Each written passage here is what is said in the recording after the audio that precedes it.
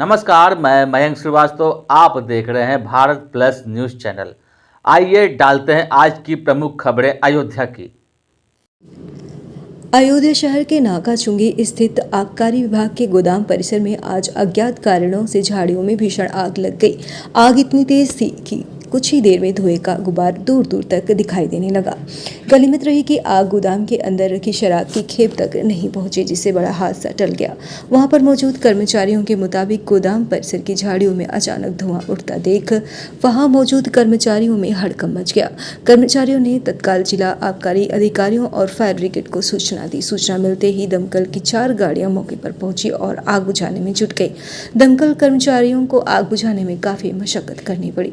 करीब 1 घंटे की कोशिश के बाद आग पर पूरी तरह काबू पाया जा सका। वहीं जिला आबकारी अधिकारी सुरेश चंद्र मिश्र ने बताया कि नाकाचुंगी में आबकारी विभाग के 3 गोदाम बने हैं। जिस परिसर में आग लगी वहां लाउडर्स डिस्टिलरी लिमिटेड, CL2 और रेडिको खैनात लिमिटेड का देशी शराब का गोदाम है। समय रहते आग पर काबू पा लिया गया, जिससे गोदाम और शराब का स्टॉक पूरी तरह सुरक्षित है। सुरेंद्र चंद्र मिश्र ने कहा, गोदाम परिसर की झाड़ियों में आग लगी थी। सूचना पर तुरंत दमकल की 4 गाड़ियां लगाई गई। वहां पर स्थित पूरी स्थिति सामान्य हो गई और फिलहाल किसी तरह के जान माल के नुकसान की सूचना नहीं है। ये जनपद अयोध्या का जो है आबकारी गोदाम है, इसमें जो है 3 दुकान जो है थोक विज्ञापन हमारे हैं, तो उसके परिसर में लगी हुई है और 4 गाड़ियां हमारी अग्निशमन की आई हैं। त्वरित कार्रवाई हुई तो कंट्रोल है। जो है कौन से गोदाम इसमें हैं? ये देसी शराब के 3 गोदाम हैं। 3 अलग अलग रेडको खेतान का है और एक जो है इधर लाट्स का है, एक और है। आग लगने का कारण कुछ संभवतः जो है एक तो पतझड़ है, यहाँ पेड़ हैं तो पत्तियाँ गिरी, कोई सिगरेट विगरेट पी के और फेंक दिया, उसी से है। अभी क्या है? अब तो कंट्रोल है। जो सर क्या नाम है? मेरा नाम सुरेश चंद्र मिश्र है, जिला आबकारी अधिकारी अयोध्या। लगी के बताइए। ये चुंगी नाका पे आबकारी गोदाम है। 3 गोदाम है यहाँ, और यहाँ बाहर आग लगी। वो हम लोग लंच कर रहे थे, उसी वजह से आग लगी। बाहर जैसे देखे धुआं उठी अचानक, तो ये देखे तो हम लोग गए। फिर फायर ब्रिगेड वालों को फ़ोन किया गया, DO ऑफिस में फ़ोन किया गया, सब लोग आए। फिर आई 3 गाड़ी आई, उसके बाद सब आग नॉर्मल हो गया है, सब कुछ सही है। हम लोग यहीं बाहर बैठे थे, कोई काम बाहर बैठे हुए थे, अचानक धुआं उठी। फिर गए बाहर, वहाँ पहुँचे तब देखे बहुत तेज़ी से आग बढ़ रहा था, हवा की वजह से। बस वही सब। आग का क्या रहता? बहुत बुरी हाल होती भैया, पूरा मतलब कॉलोनी तक पहुँच जाता। अभी क्या कहें? क्या सब कुछ नॉर्मल हो गया है, सही है सब। मतलब पूरी आँख मतलब घुस गई। 3 गाड़ी आई थी भैया, मतलब पीछे एक लगी है, एक इधर, एक अंदर, सब मतलब चल रहा है अभी। क्या नाम आपका? अमित गुप्ता। अयोध्या नगर निगम में 10 नामित पार्षदों को सर्किट हाउस में शपथ दिलाई गई। शपथ दिलाने की जिम्मेदारी महापौर ने निभाई और सभी को पद एवं गोपनीयता की शपथ दिलाई। इस प्रक्रिया के बाद नगर निगम में पार्षदों की कुल संख्या बढ़कर 70 हो गई है। समारोह में विधायक वेद प्रकाश गुप्ता सहित शहर के गणमान्य लोग और निगम अधिकारी मौजूद रहे। शपथ के दौरान रंजना सागर भावुक हो गई। माहौल कुछ पल के लिए भावनाओं से भर गया और नामित पार्षदों में सुशील मिश्र, बबलू, संजय निषाद, लक्ष्मण वर्मा, संजय कोरी, सुशील कुमार सिंह शामिल हैं। इसके अलावा आशुतोष पांडे, ज्ञान केसरवानी, सुनील गुप्ता और अर्चना द्विवेदी ने भी शपथ लिया। महापौर ने उम्मीद जताई कि ये पार्षद निर्वाचित सदस्यों के साथ मिलकर काम करेंगे। अयोध्या नगर निगम में माननीय मुख्यमंत्री जी के द्वारा और संगठन के द्वारा जो मनोनयन हुआ है 10 माननीय पार्षदों का, उनका शपथ ग्रहण समारोह था। निश्चित रूप से मुझे लगता है कि जो नए हमारे पार्षद मनोनीत हुए हैं वो अपनी जिम्मेदारी को महसूस करेंगे और नगर निगम के माध्यम से लोगों की सेवा जो देश है और उन सब चीजों को अपने क्षेत्रों में देखकर ठीक तरह से लागू करेंगे। अयोध्या वासियों को सुविधा मिले, सड़क, नाली, नल, पानी, इन सब व्यवस्थाओं को बेहतर करने में मुझे लगता है मेरा ऐसा भरोसा विश्वास है उनका योगदान रहेगा। उनको पुनः बहुत बहुत बधाई, शुभकामना, आशीर्वाद।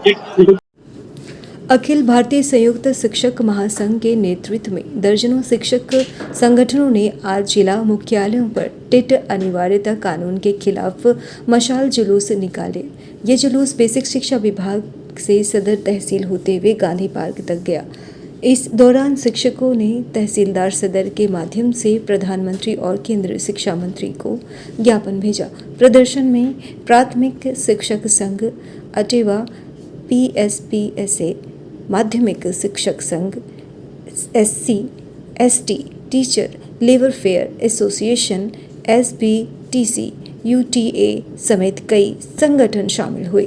संघ के जिला अध्यक्ष अवधेश यादव व जिला मंत्री अशोक वर्मा और प्रांतीय संयोजक पंकज यादव ने मांग करते हुए कहा कि मांग नहीं मानी तो आंदोलन दिल्ली तक जाएगा। इसे तानाशाही कानून बताकर वापसी की मांग की और RTE एक्ट से पहले नियुक्त शिक्षकों पर टेट लागू करना असंवैधानिक है।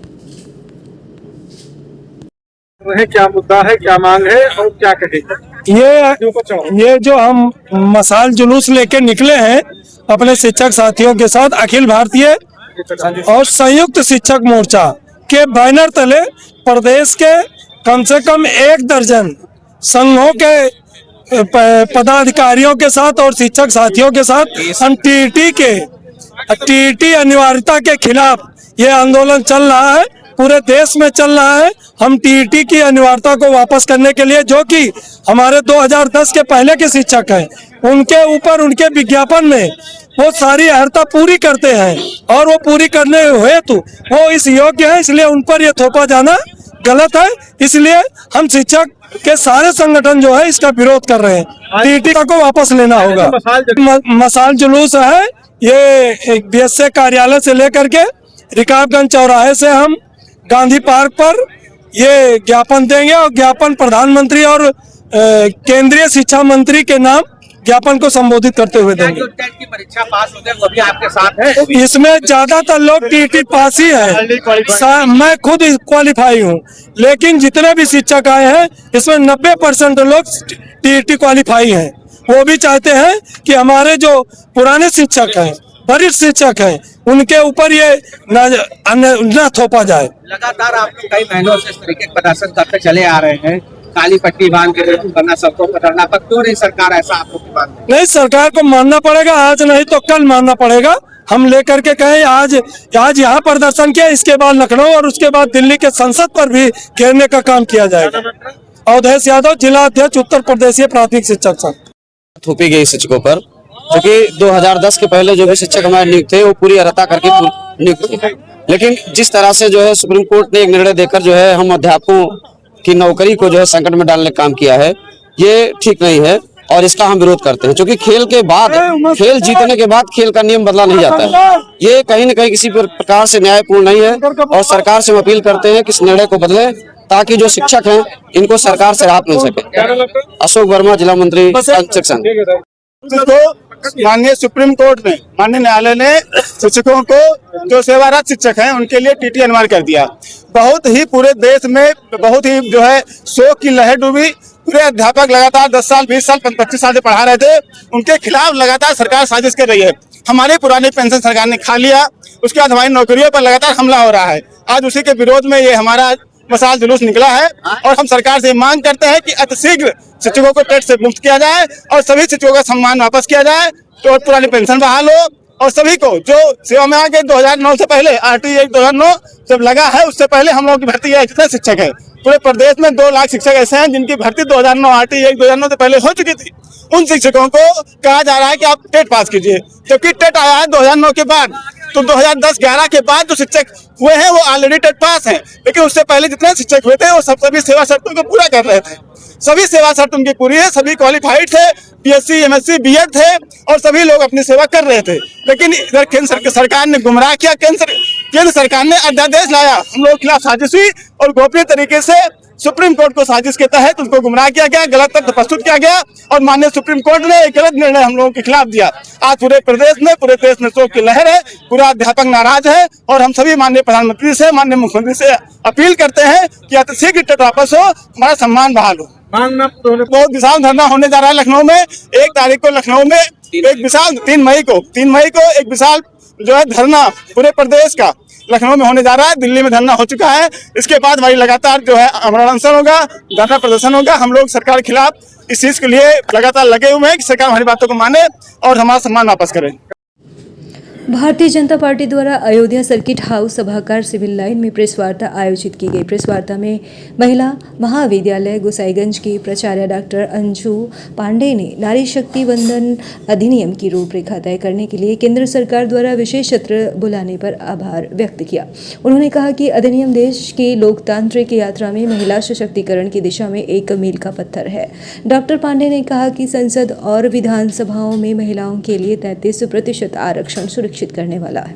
यह संवैधानिक संशोधन केवल एक कानूनी नहीं बल्कि आधी आबादी के सम्मान का राष्ट्रीय संकल्प है। उन्होंने कहा कि नारी शक्ति केवल एक नारा नहीं बल्कि एक भारत की सबसे बड़ी ताकत है और यह कानून महिलाओं को भागीदार से निर्णयकर्ता बनने की दिशा में महत्वपूर्ण कदम है। सर्वप्रथम तो मैं सभी महिलाओं को बधाई दूंगी और प्रधानमंत्री मोदी जी का आभार व्यक्त करूंगी कि उन्होंने हम महिलाओं के सम्मान के लिए इस योजना को लागू करने का निर्णय किया है कि 2023 का जो ये अधिनियम था, नारी शक्ति वंदन अधिनियम, वो अभी पारित होने वाला है और हम सबको बहुत खुशी है और सभी महिलाओं के लिए ये गर्व की और सम्मान की बात है हमारे देश की और पूरे विश्व की निगाह है कि अब भारत में महिलाएं एकदम सशक्त हो रही हैं और जब महिलाएं सशक्त होंगी तो हमारा राष्ट्र सशक्त होगा और जो मोदी जी का आत्मनिर्भर भारत बनाने का सपना है ये उसकी तरफ एक सशक्त कदम है। क्या संकल्प लिया जाता है? हम सभी ने ये संकल्प लिया है और ये समझा है कि ये हमारे लिए जो भी प्रगतिशील महिलाएं हैं वो आगे आएंगी और भारत में जो महिलाओं के लिए ये गर्व की बात है और महिलाओं को इससे आगे बढ़ने का मौका मिलेगा। वो नीति निर्धारण में अपनी बातें आगे रखेंगी, जो कभी उनको पीछे रखा जाता था और पुरुष आगे रहते थे, तो अभी महिलाओं को वो सम्मान मिलने जा रहा है। डॉक्टर अंजू पांडे।